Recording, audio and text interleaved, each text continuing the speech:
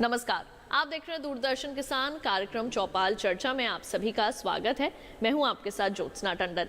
चौपाल चर्चा एक ऐसा कार्यक्रम है जिसमें हम आपको सरकार द्वारा चलाई जा रही योजनाओं के संबंध में तमाम जानकारियां देते हैं, गांव-गांव जाते हैं और ये जानने समझने का प्रयास करते हैं कि हमारे किसान भाई बहन इन योजनाओं से कितना लाभ ले पा रहे हैं। आज हमारे सहयोगी सौरभ शर्मा आप पहुंचे हैं उत्तर प्रदेश के ब्लॉक एवं जिला मैनपुरी के कपूरपुर गाँव में और आज जिस विषय पर ये वहां पर चर्चा कर रहे हैं वो है परंपरागत कृषि विकास योजना।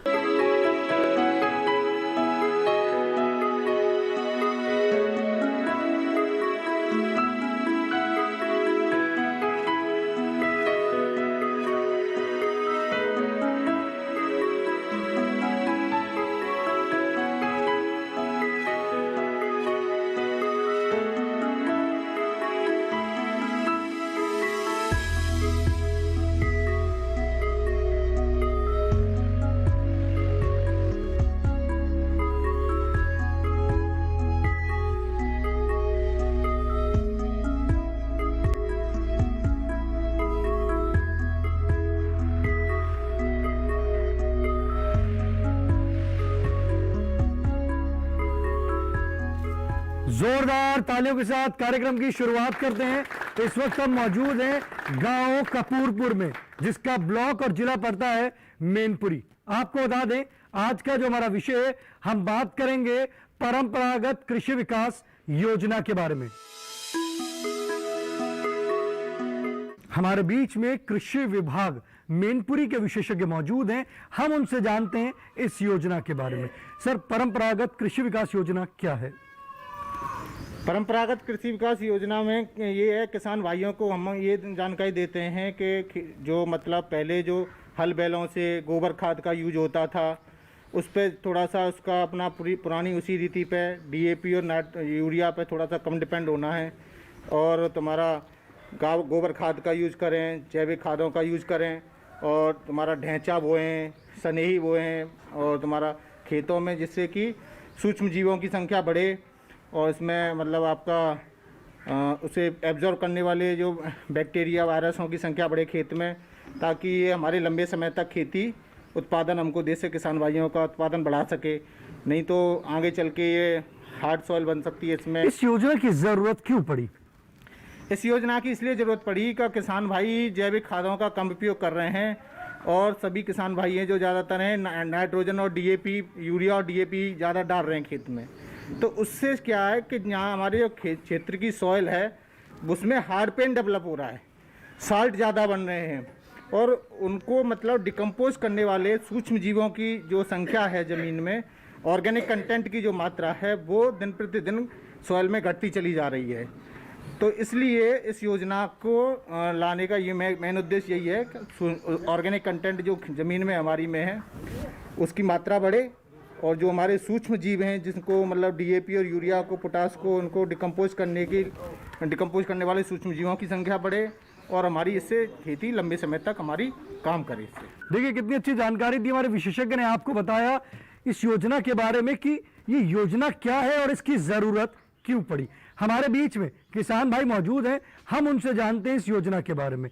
जी आप बताएं, जैविक खेती करते हैं आप? नहीं। खेती आप किस प्रकार से करते हैं? गोबर की खाद डालते हैं, यूरिया डालते हैं और डीएपी डालते हैं और जो रसायन की जरूरत पड़ती वो डालते हैं, इसी तरीके से करते हैं। हमारे बीच में और भी किसान भाई मौजूद हैं, आइए जानते हैं। जी आप बताएं, जैविक खेती करते हैं आप? जी नहीं। जानकारी है कि जैविक खेती करना क्यों जरूरी है? इतनी जानकारी ज़्यादा नहीं है थोड़ी बहुत, लेकिन ज़्यादा नहीं है। हमारे बीच में वैज्ञानिक मौजूद है, सवाल करना चाहते हैं। सवाल क्या करेंगे वो खुद ही बताएंगे। देखिए हमारे किसान भाई जैविक खेती नहीं करते हैं, वो कहते हैं कि हमारे जो वैज्ञानिक बताएंगे वो उसी से ही हम जानकारी लेना चाहते हैं। हमारे बीच में और भी किसान भाई मौजूद हैं, आइए जानते हैं। जी आप बताएं, जैविक खेती करते हैं आप? नहीं करते, कोई साधन नहीं जैविक खेती करने का हमारे पास। हमारे बीच में वैज्ञानिक मौजूद हैं, सवाल करना चाहते हैं? जी करना चाहते हैं। सवाल करें। पहले इनके पास अच्छे बीज नहीं मिलते, कभी भी धान का बीज कोई बताते हैं, कोई निकलता है और पैदावार भी नहीं मिल पाती है। देखिए हमारे किसान भाई का हमारे विशेषज्ञ से सवाल है बीज से संबंधित, आइए जानते हैं। बीज का ऐसा होता है, हमारे कृषि विभाग द्वारा जो भी बीज आते हैं हमारे जो सरकारी फार्म है वहाँ प्रोड्यूस किए जाते हैं, और जो देख रेख होती है फार्म इंचार्ज होते हैं वहाँ जिला कृषि अधिकारी महोदय होते हैं और उनके संज्ञान में रहता है। सर, जैसे उनका सवाल था कि वो बीज लेकर आए हैं परंतु बीज अच्छा नहीं निकला है। बीज तो देखो मैक्सिमम हमने पिछली साल लास्ट ईयर भी बीज किसानों को बांटा है, 2967 है, सॉरी 15-0 वो था, 1509 एक धान था, पूसा सुगंधा आया था, और एक आता PB 121 आया था। वैरायटी सही थी। एक जगह से जो बीज आया था उसमें थोड़ा सा 19-20 था जर्मिनेशन, और पिछली बार जो टेम्परेचर हुआ था वो थोड़ा बहुत हाई था, तो थोड़ा जर्मिनेशन कम हुआ था जो लास्ट प्लॉट का था। मैक्सिमम जितना बीज आया था सभी किसान भाइयों का वैसे बढ़िया निकला हमारे यहाँ से बीज है। और जो भी बीज आता है बहुत अच्छी जगह से, मतलब जो कृषि विभाग के जो फार्म हैं उनकी देखरेख में आता है, सारी इंस्पेक्शन होते हैं उसके, और जिला कृषि महोदय उनका सीड सर्टिफिकेशन भी होता है, जर्मिनेशन परसेंट भी सब चेक करके लिया जाता है। परंतु कभी जब किसान भाई भी थोड़ा सा लगा जो बीज को, मतलब जो उनका नर्सरी में डालने का समय होता है उस टाइम पे जो खेत में जो जो सॉइल की टेम्परेचर होता है, थोड़ा सा सोइंग के टाइम पे कभी जब ऐसी गलतियां हो जाती हैं उससे थोड़ा सा जर्मिनेशन पर फर्क पड़ जाता है। बीज उपचार करना चाहिए हमें। बीज बिल्कुल उपचार करना चाहिए। उपचार करके लगाएंगे तो जर्मिनेशन अच्छा होता है। हाँ, उसका बिना उपचार के तो जर्मिनेशन, मतलब जर्मिनेशन तो होगा उपचार का, परंतु उसमें जो बीमारियों की वो है प्रोबेबिलिटी है वो ज़्यादा हो जाती है। उपचार करने से बीज को बिना उपचार के तो लगाना ही नहीं चाहिए। जितना हो सके जैविक भी उपचार होते हैं और केमिकल भी होता है। जैविक में हम ट्राइकोडर्मा है, ट्राइकोडर्मा विरिडी है, अर्जेनियम, उनसे भी उपचार कर सकते हैं। तो इससे क्या है, अपना जो भी वैसी बीमारी है सॉइल के अंदर तो मतलब उनसे कम अफेक्ट करती हैं।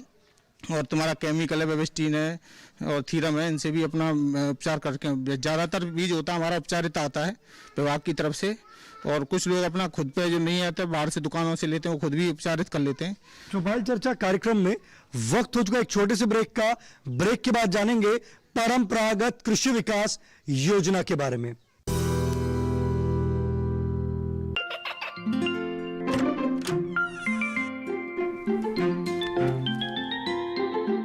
ये क्या हो रहा है? काशवी, इतने कम मार्क्स?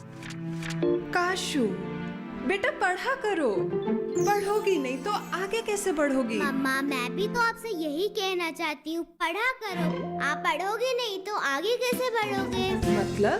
वो देखो, सिर्फ बैक पर छपा ऑर्गेनिक नहीं, ऑर्गेनिक का निशान पहचाने। PGS ऑर्गेनिक का ये लो, उन किसानों की पहचान है जो आज भी परंपरागत विधि से रसायन मुक्त खेती कर आपके लिए शुद्ध फसल उपजा रहे हैं। अब समझे मम्मा, अगर मैं प्योर ऑर्गेनिक फूड नहीं खाऊंगी तो अच्छे मार्क्स कहाँ से लाऊंगी? अच्छा बच्चों, जैविक खेती की इस मुहिम को आगे बढ़ाइए, शुद्ध ऑर्गेनिक अपनाइए।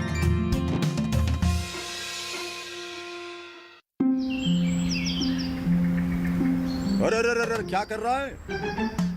इधर इधर इधर, हम बोल रहे हैं तेरे बीजू का।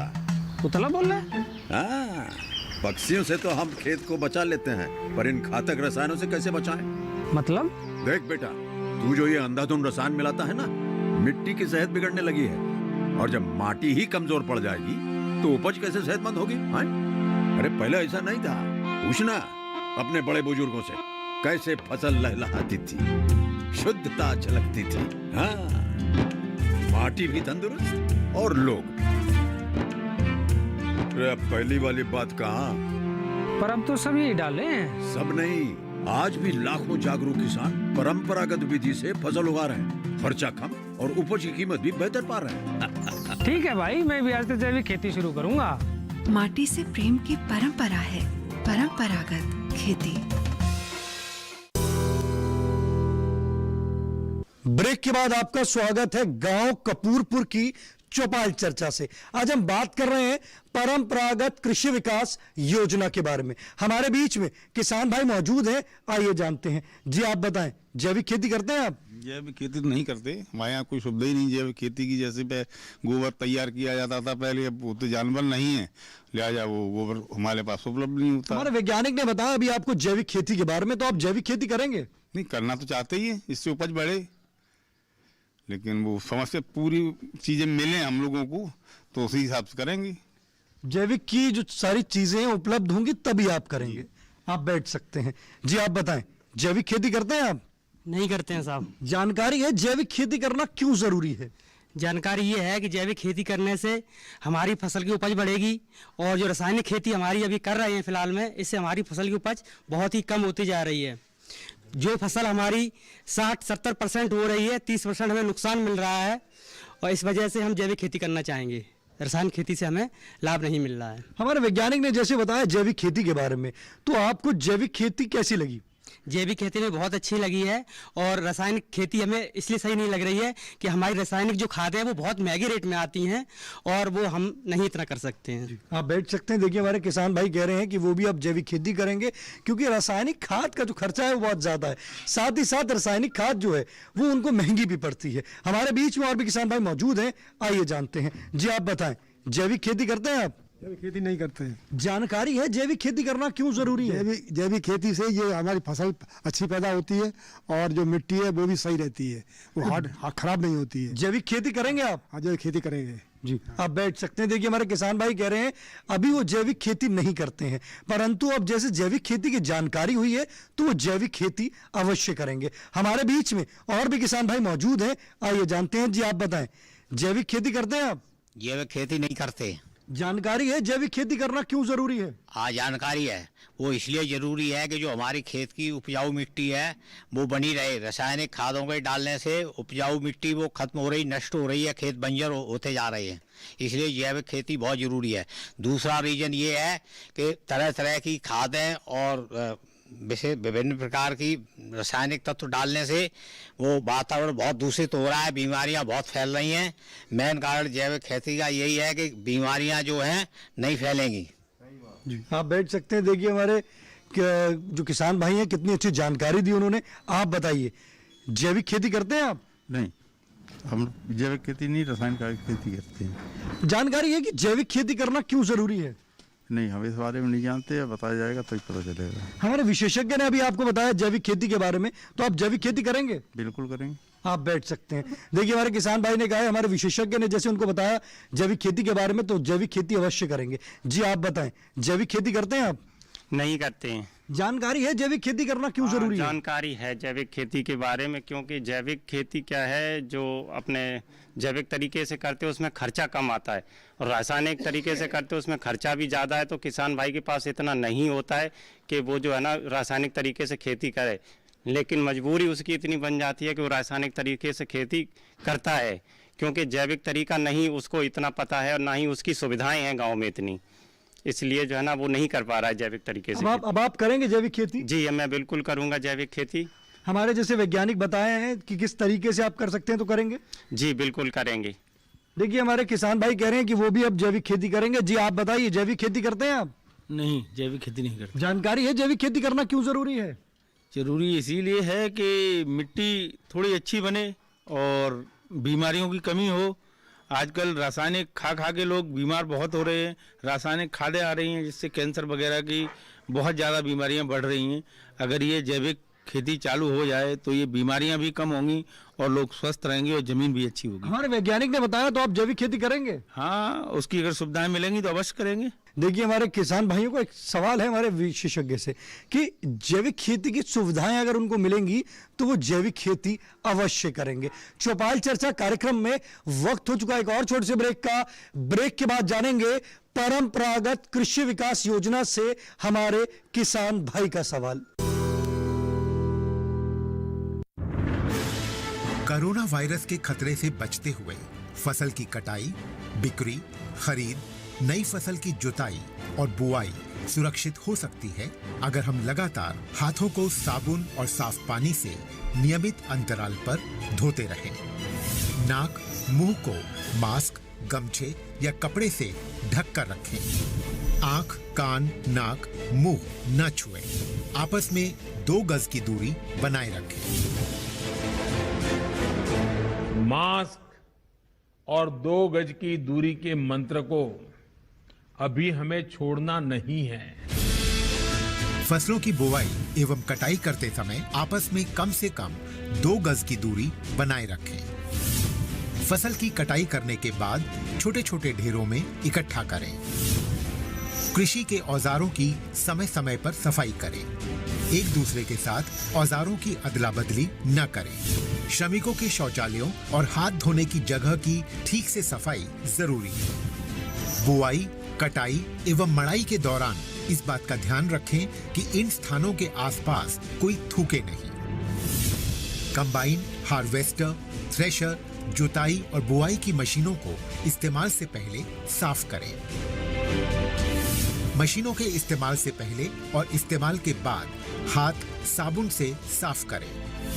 वाहनों, बोरियों, थैलियों और पैकिंग के दूसरे सामान की साफ सफाई पर भी खास ध्यान दें। खरीद केंद्र पर आने से पहले किसानों एवं श्रमिकों की जांच। खरीद केंद्रों पर भीड़ न लगाएं एवं किसानों को बारी बारी से बुलाएं। गोदामों पर खरीदी हुई फसल को लेने में शीघ्रता करें ताकि किसानों एवं श्रमिकों को रुकना ना पड़े। कोरोना के खतरे से बचाव और अधिक जानकारी के लिए आरोग्य सेतु ऐप डाउनलोड करें। देश में खाद्य सुरक्षा के ये सिपाही भोजन की निरंतर उपलब्धता को सुनिश्चित करते हैं। किसान स्वस्थ रहें तभी हम कोरोना वायरस से जीत पाएंगे, आगे बढ़ पाएंगे। किसान सबल, देश प्रबल। ब्रेक के बाद आपका स्वागत है गांव कपूरपुर की चौपाल चर्चा से। ब्रेक से पहले जैसे हमारे किसान भाइयों का सवाल था कि अगर जैविक खेती की सुविधाएं अगर उनको उपलब्ध होंगी तो वो जैविक खेती से जुड़ेंगे। आइए हम अपने विशेषज्ञ से जानते हैं। जी, बहुत अच्छा सवाल किया है हमारे किसान भाई ने कि जब सुविधा मिलेगी तो उस चीज़ को ज़रूर कर पाएंगे। आसानी हो जाती है उस चीज़ को करने में सुविधा मिलने पे। तो भारत सरकार और पीजीएस इंडिया पार्टिसिपेटरी गारंटी जो स्कीम है NCOF गाजियाबाद की तरफ से ये लोग मिलके इसको लॉन्च किए हैं, पारंपरिक कृषि विकास योजना। इसमें अनुदान की व्यवस्था है। जैसे वो जैविक बीज लेना चाहते हैं उसके लिए भी प्रावधान है, जैविक खाद के लिए भी है, और जो उसमें जैविक उपचार दवाई वगैरह जो लगाएंगे उसके लिए भी अनुदान का प्रावधान है। तो उसको एनकरेज करने के लिए फार्मर को, ताकि वो उस चीज़ में शुरू में एक्चुअली उत्पादन इतना अच्छा नहीं होगा जब वो ज़मीन में अपना लगाएंगे इस चीज़ को, क्योंकि ज़मीन अभी पूरी तरह से केमिकली इंड्यूस्ड है। तो अभी करेंगे तो थोड़ा सा उत्पादन रहेगा। और साथ ही साथ इसमें जो पीजीएस इंडिया है वो सर्टिफिकेट भी प्रदान करती है। जैसे पहली साल करते हैं तो उसमें मिलता है उनको एक ग्रीन सर्टिफिकेट मिलता है पीजीएस की तरफ से, इंडिया की तरफ से। और उसके बाद जो 3 साल तक वो अपना इसमें उत्पाद करते हैं तो उसके बाद वो पूरी तरह से ऑर्गेनिक हो जाता है। तो उनका जो सर्टिफिकेशन है वो हर जगह मान्य है। और उसके बाद जो उसमें उत्पाद पैदा कर रहे हैं, अपना जो भी सब्जी उगाई है, जो भी उन्होंने उत्पाद तैयार किया, पूरी तरह से वो ऑर्गेनिक है। और उसकी ब्रांडिंग, पैकेजिंग और वो करने के बाद वो उसको अच्छे दामों पे, ऊंचे दामों पे बेच सकते हैं। बाजार में बहुत अच्छी डिमांड है इसकी। तो एक सवाल है, जैसे किसान भाई कह रहे हैं कि जैविक खेती उन्होंने नहीं करी है, तो शुरुआत कैसे कर सकते हैं जैविक खेती की? बिल्कुल, इसके लिए प्रॉपर ट्रेनिंग की व्यवस्था है। हमारे कृषि विभाग में भी है, वहाँ विशेषज्ञ हैं, आप उनसे राय ले सकते हैं। जैसा कि मैं पहले बता रहा था जो शुरू में बातचीत हुई उसमें, कि हमें सबसे पहले ज़मीन तैयार करनी पड़ेगी। देखिए, ज़मीन में जो केमिकल है वो रेजिड्यू एकदम से तो नहीं जाएगा, तो हमें पहले उसके लिए तैयारी करनी पड़ेगी। सॉइल टेस्टिंग जो मैं पहले बता रहा था वो ज़रूरी है, वो करवाएंगे। उसका जिन तत्वों की कमी है वो तत्वों की कमी हम पूरे जैविक उपचार से पूरी करेंगे। जो गोबर की खाद हो गई, ढांचा की खाद हो गई, बाकी जो हमारे सूक्ष्म जीव हो गए, उन सब चीज़ों को करके, बायो डिकम्पोजर हो गया, वेस्ट डिकम्पोजर हो गया, इस तरह की चीज़ें करने के बाद हमारी जो जैविक क्षमता है, जो जैविक कंटेंट है, वो बढ़ेगा ज़मीन में।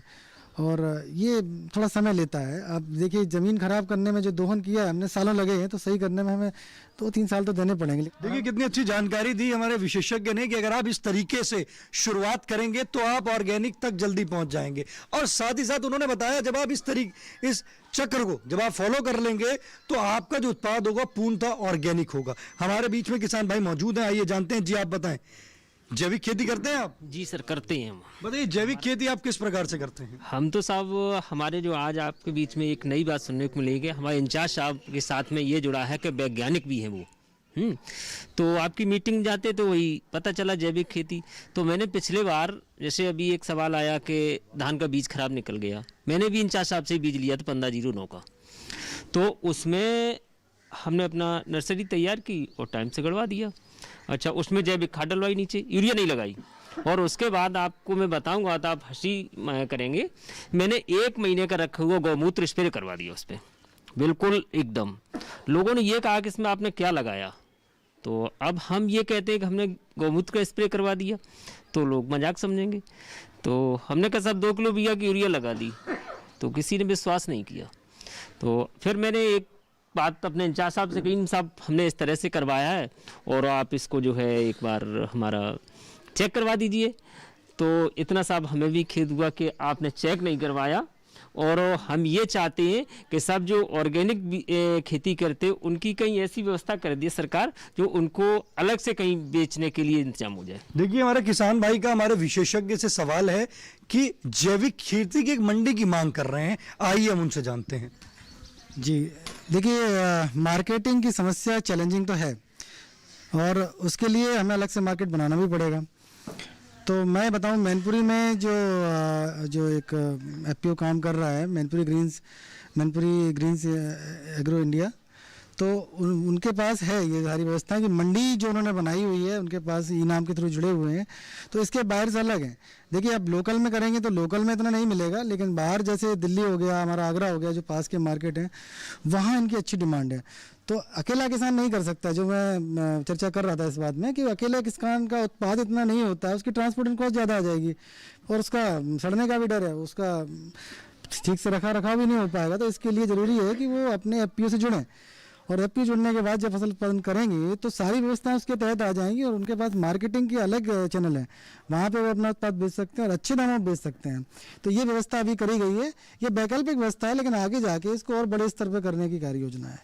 देखिए कितनी अच्छी जानकारी दी हमारे विशेषज्ञ ने, आपको बताया कि किस तरीके से आप मार्केटिंग कर सकते हैं। हमारे बीच में और भी किसान भाई मौजूद हैं, आइए जानते हैं। जी आप बताएं, जैविक खेती करते हैं आप? जी, मैं सब्जी के ज़्यादा लगाते हैं, उसमें जैविक खेती हमने 2 एकड़ लगाई थी। उसमें तोरई, लौकी और खीरा।